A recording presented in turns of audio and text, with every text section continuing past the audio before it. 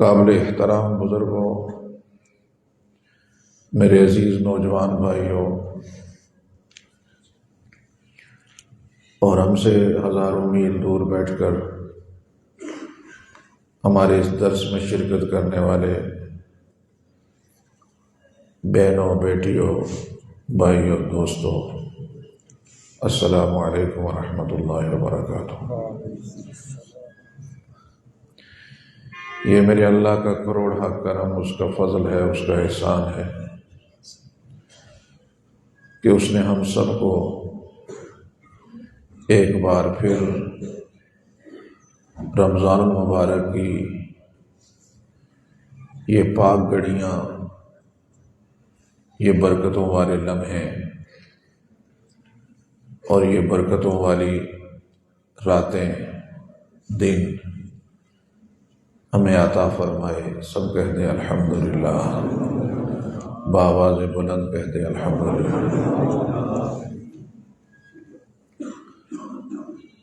پھر یہ اللہ کا کرم ہے، ایک طرف رمضان المبارک کا مہینہ ہے اور دوسرا اس مرکز میں درس قرآن کا اہتمام گویا گزشتہ 70 سالوں سے ہے، اور آپ حضرات اتنی بڑی تعداد میں اتنی محبتوں کے ساتھ، چاہتوں کے ساتھ تشریف لاتے ہیں۔ اللہ وحدہ لا شریک آپ سب کے آنے کو، سننے اور سنانے کو اپنی بارگاہ میں قبول و منظور فرمائے۔ درس قرآن کا ترجمہ اگر کرے تو یہ ہوگا قرآن کا سبق۔ تو قرآن کا سبق سننے کے لیے، پڑھنے کے لیے جو آتا ہے وہ طالب علم ہوتا ہے،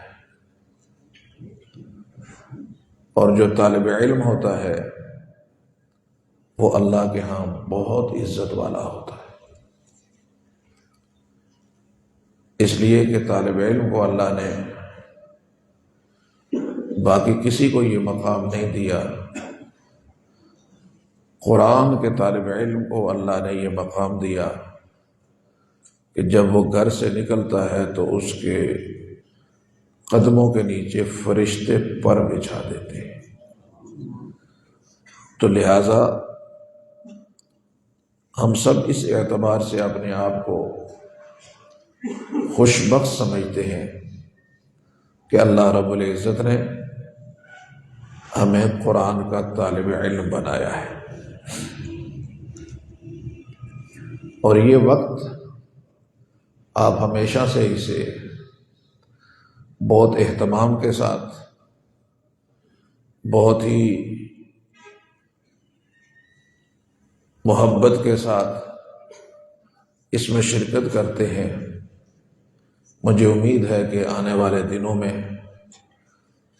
اس اہتمام کو اور جاری ساری کرتے ہوئے اپنے دوست احباب کو بھی اس خیر کے کام میں، قرآن فہمی کے اس چھوٹے سے کورس اور ورکشاپ میں آپ خود بھی شریک ہوں گے، دوسروں کو بھی شریک کریں گے انشاءاللہ۔ درس قرآن، تعلیم قرآن شیطان پہ کتنا بھاری ہے یہ آپ سوچ بھی نہیں سکتے۔ روایات میں آتا ہے کہ ابلیس کا تخت بھی سمندر پہ ہے، اور ہر روز کی رپورٹنگ اس کو پورے عالم میں پھیلے ہوئے شیاطین اس کی رپورٹنگ کرتے ہیں۔ کوئی جا کر اسے کچھ بتاتا ہے، کوئی کچھ بتاتا ہے، گویا ہر دن کی کارگزاری اس کے سامنے رکھی جاتی ہے کہ آج کے دن کی یہ کارگزاری ہے۔ چنانچہ ایک دن کی کارگزاری اس کے سامنے آتی ہے، ایک سے پوچھتا ہے تو نے آج کیا کیا؟ تو کہتا ہے میں نے اولاد آدم سے قتل کروایا۔ شاباش دیتا ہے، بڑا اچھا کام کیا۔ پھر پوچھتا ہے کیا کیا؟ میں نے بدکاری کروائی۔ تھپکی دیتا ہے، بہت اچھا کیا۔ پھر پوچھتا ہے تو نے کیا کیا؟ کہا میں نے اس سے حرام کھلوایا۔ کہا بہت اچھا کیا، تھپکی دیتا ہے۔ اور پھر ایک یہ کہتا ہے کہ میں تو کوئی بڑا کام نہیں کر سکا،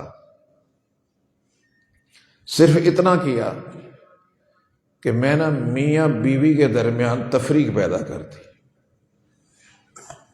تو اس کو باقیوں کے بنسبت زیادہ تھپکی دیتا ہے، زیادہ اس کو شاباش دیتا ہے۔ اور پھر جب ایک کونے میں بیٹھا آخری شیطان اس سے پوچھتا ہے تو نے کیا کیا؟ کہتا ہے کوئی اور کام نہیں کر سکا، یہاں تو بڑے بڑے کام لوگوں نے کیے، قتل کروائے، ڈاکے مروائے، فلاں فلاں کیا، میں تو کوئی کام نہیں کر سکا۔ میں قرآن سیکھنے کے لیے، پڑھنے کے لیے ایک طالب علم جا رہا تھا تو اس کو آج مدرسے نہیں جانے دیا، اس کے دل میں بیٹھ گیا کہ نہیں جانا آج۔ تو کہتے ہیں وہ اپنے عرش سے اترا اور اس کو سینے سے لگایا کہ سب سے بڑا کام تو تم نے کیا ہے۔ پتہ یہ چلا کہ شیطانی کاموں میں دو کام بہت بڑے ہیں، ایک میاں بیوی کے درمیان بغض پیدا ہونا، اور دوسرا تعلیم قرآن کے لیے آنے والا اس کے دل میں یہ خیال پیدا کر دینا کہ چھوڑو جی، بہت سنا ہوا درس، بہت سنا ہوا قرآن۔ پھر خاص کر کے وہ طالب علم جو قرآن پڑھتا ہے اس کے لیے تو اور ہے کہ کدھر یاد کرنا ہے، بس ہو گیا وہ۔ تو باقی کہنے لگے جی کہ ہمیں یہ سمجھ میں نہیں آتی کہ آپ نے ہم نے اتنے بڑے بڑے جرم کروائے، آپ نے ان جرموں پر ہمیں شاباش تو دی، لیکن یہ جو دو ہیں ان پر آپ نے بہت زیادہ اہتمام کے ساتھ ان کو شاباش بھی دی، گلے بھی لگایا۔ تو کہنے لگا دیکھو یہ جو میاں بیوی کے درمیان تفریق ہے، یہ جتنے گناہ تم نے گنے ہیں نا اس کا سبب یہ بنتا ہے، یہ میاں بیوی کے درمیان تفریق غیبت کا ذریعہ بنتا ہے، یہ چغلی کا ذریعہ بنتا ہے، یہ جھوٹ کا ذریعہ بنتا ہے، پھر یہی قتل کا ذریعہ بنتا ہے۔ تو لہذا اس نے تو وہ بنیادی پوائنٹ جو ہے وہاں سے اس کو ڈی گریڈ کر دیا، ڈی گریڈ نہیں کہیں بلکہ اس کو اس پوائنٹ سے جو ہے وہ ایسی طرف ڈال دیا گیا کہ جس طرف جو ہے وہ اب سوائے تباہی کے اور کوئی نہیں ہے اس کے پاس۔ اس لیے کہتے ہیں کہ جب میاں بیوی کے درمیان تلخی ہو تو وہ کیا کہے؟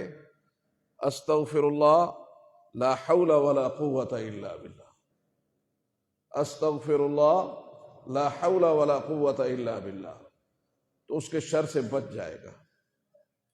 لیکن ہمارے ہاں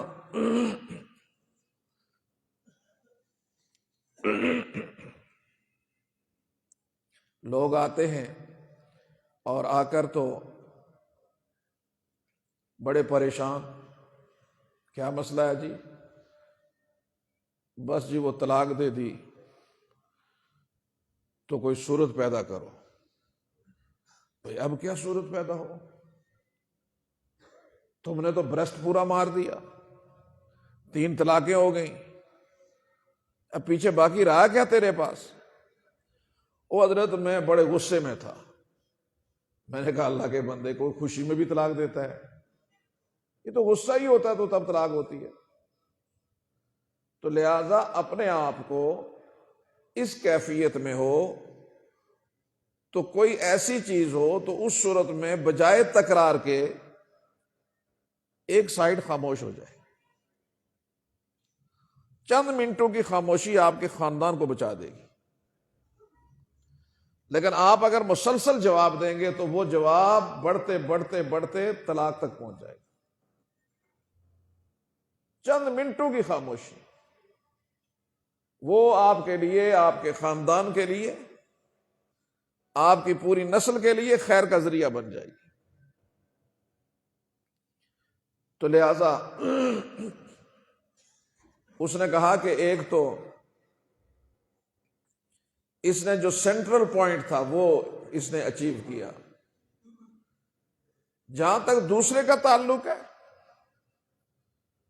تو اس نے تو بہت بڑا کام کیا۔ کہا وہ کیسے؟ کہا دیکھو کہ آج وہ نہیں گیا مدرسے تو کل استاد کے ڈر سے نہیں جائے گا، پرسوں پیچھے اپنے گھر نہیں جائے گا کہ والدین ماریں گے، اب نہ وہ گھر یوگا رہا، نہ وہ مدرسے کے لیے قابل رہا، اور پھر وہ آوارہ ہو گیا، افلاس ختم ہو گیا۔ انہوں نے کہا جی کہ نہیں، ہمیں بات پوری طرح سمجھ میں نہیں آئی ہے کہ ہم نے دیکھو ایک بڑا عابد تھا، اس سے عبادت چھوڑوائی، اس سے تہجد نہیں پڑھنے دیا، ہمیں اتنی شاباش نہیں دی، ایک طالب علم کو روکنے پہ آپ نے کیوں شاباش دی؟ کہا چلو میں تمہارے ساتھ چلتا ہوں۔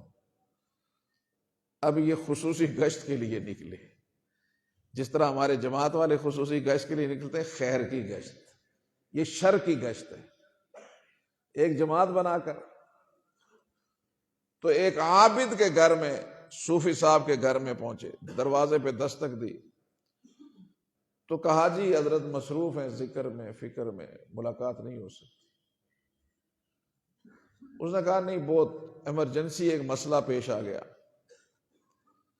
تو لہٰذا مجھے ملاقات بڑی ضروری ہے، کوئی صورت کریں، ان کو بلائیں۔ انتظار کیا، تھوڑی دیر کے بعد تشریف لائے۔ ہاں بھائی کیا بات ہے؟ کہا جی ایک مسئلہ پیش آ گیا، بس یہ ہمارے ساتھ ساتھی بھی آئے ہوئے ہیں، پورا خاندان بڑا پریشان ہے۔ کیا مسئلہ پیش آ گیا؟ کہا جی مسئلہ یہ ہے کہ قرآن کہتا ہے ان اللہ علی کل شیء قدیر، اللہ ہر چیز پہ قادر ہے۔ تو آپ بتائیں کہ سوئی کا جو سوراخ ہے اللہ اس سے اونٹ گزار سکتا ہے؟ کہنے لگے ہاں گزار تو سکتا ہے اللہ۔ کیسے گزارے گا جی؟ اتنا سا سوراخ ہے، نظر بھی صحیح نہیں آتا پورا، اونٹ اتنا بڑا۔ تو کہنے لگے اس میں کون سی پریشانی کی بات ہے، اللہ سوراخ کو بڑا کر دیں گے یا اونٹ کو چھوٹا کر دیں گے تو گزر جائے گا۔ کہنے لگا جی یہ بات سمجھ میں نہیں آئی ہے کہ اونٹ کو بڑا کر دیں گے، سوئی کو چھوٹا۔ کہنے لگا یہ نہیں سمجھ آئی ہے تو جاؤ، یہ بڑی موٹی سی بات ہے کہ اونٹ عقل میں نہیں آتی یہ بات، یا تو اونٹ چھوٹا ہو جائے گا یا سوئی کا سوراخ بڑا ہو جائے گا، عقل تو یہی کہہ رہی ہے۔ کہنے لگا ٹھیک ہے۔ پھر وہ ایک عالم کے دروازے پہ چلا گیا، اس پورا قافلہ لے کر، اور کہا جی کہ کوئی وفد ملنا چاہتا ہے، کوئی حضرات آئے ہیں۔ عالم ملے تو کہنے لگا جی کہ ایک مسئلہ ہے، ایک اشکال ہے بڑا، اور وہ اشکال اور مسئلہ یہ ہے کہ قرآن کہتا ہے ان اللہ علی کل شیء قدیر، اللہ ہر چیز پہ قادر ہے۔ تو بتائیں کہ اللہ اگر ہر چیز پہ قادر ہے تو سوئی کے سوراخ سے اونٹ گزر سکتا ہے؟ اللہ گزار سکتا ہے؟ اس نے کہا بالکل گزار دے گا، اللہ قادر ہے۔ کہنے لگا کیسے گزرے گا؟ کیسے گزرے گا؟ اس نے کہا کہ وہ اپنی قدرت سے گزارے گا، جیسی اس کی قدرت ہے۔ کہتا ہے عقل میں نہیں آتا۔ کہنے لگا وہاں عقل کام ہی نہیں کرتی، اس کی قدرت کے سامنے عقل کام ہی نہیں کرتی، تو لہٰذا وہ اپنی قدرت سے نکالے گا، کیونکہ وہ ان اللہ علی کل شیء قدیر ہے۔ کہا نہیں، عقل تو کہتی ہے کہ اونٹ کو چھوٹا کیا جائے یا سوراخ کو بڑا کیا جائے۔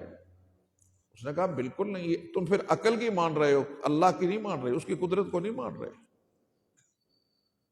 اگر تم عقل کی مانو قدرت کو نہ مانو تو پھر تمہارا ایمان ہی باقی نہیں رہے گا۔